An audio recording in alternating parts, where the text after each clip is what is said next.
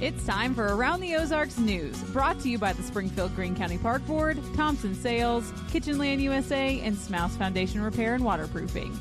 Here are your hosts, Ethan and Sarah Foreheads.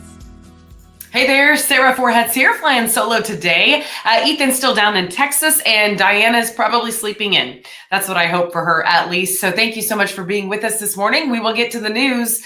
Pulaski County authorities are asking for your help in identifying a man. They believe it was a man, and they found remains, human remains, in a wooded area in Pulaski County near St. Robert. A forensic investigator was able to sketch with those remains what he thinks the person may have looked like, and they posted it to the Pulaski County Coroner's Office page on Facebook, so you can look at the sketch and see if you might recognize who that man was. They believe it was a white man in his anywhere from 55 to 80 years old, so kind of a large age range, but you can see their sketch. Perhaps you can make it out, and they believe that the remains have been there for about 2 years. So if you have any information, you can contact law enforcement with that. Well, school starts back all around the Ozarks in about 5 weeks. Hard to believe that it's that soon. Right now, school districts all across the Ozarks are looking to hire bus drivers. As you know, bus drivers are often hard to come by in some of the school districts, including Springfield. So whether you're in Springfield, Branson, anywhere in between, they could use your help. If you are interested, you can go to the Missouri's Department of Elementary and Secondary Education website, the DESE website, and check out the requirements that you would need for that and to find some open positions. Well, drivers, meanwhile, beware of a big project coming to Sunshine Street near Scenic. MoDOT crews are going to be taking down the bridge. It's kind of right there by the FedMed, the Federal Medical Center. They are taking it down, rebuilding it from scratch, between Scenic and Kansas Expressway. So that means that section of Sunshine is going to be closed down for 4 months. Yeah, that starts on Monday, August 4th. So here in a couple of weeks, you'll notice that stretch will be closed down. It is a busy one, so you will have to find an alternate route. The price of stamps is going up again. Starting this weekend, stamps will jump from 73 cents up to 78 cents. The USPS says as changes in the mailing and shipping marketplace continue, price adjustments are necessary for them to achieve financial stability. And of course, they went on to say they're still the most affordable way to send something.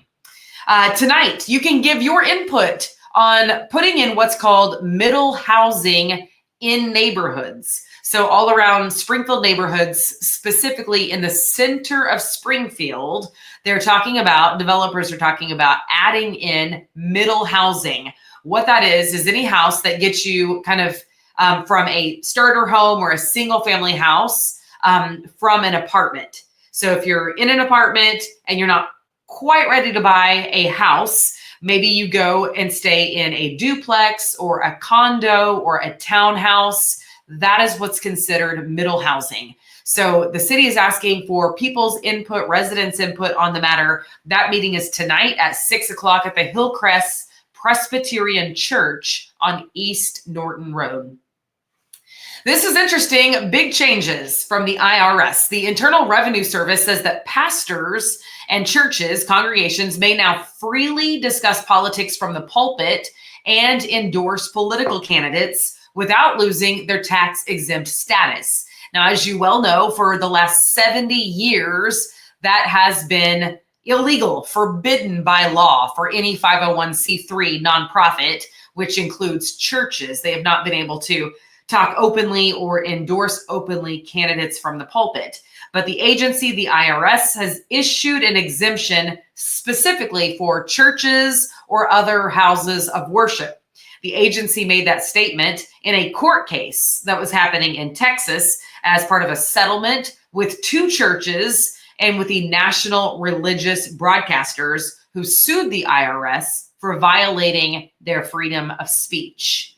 That is very interesting because for 70 years, it hasn't been a thing. And now houses of worship will be able to endorse a candidate. I don't even know how I feel about it. So very interesting, big changes from the IRS. And that's about it. That's your news for today. So thanks so much for joining me this morning. You should see Ethan back tomorrow. He's still down working with Convoy of Hope in Texas. As you know, they have been cleaning up after the deadly flash flooding that hit there over the 4th of July weekend, along with some Missouri teams who are doing search and rescue operations. Tragic situation there in Texas ongoing.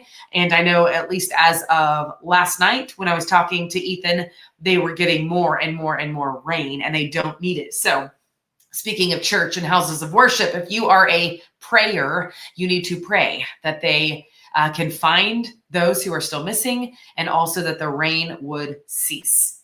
All right. Hope you have a great Thursday. Thanks again for joining us, and I'll see you back here tomorrow.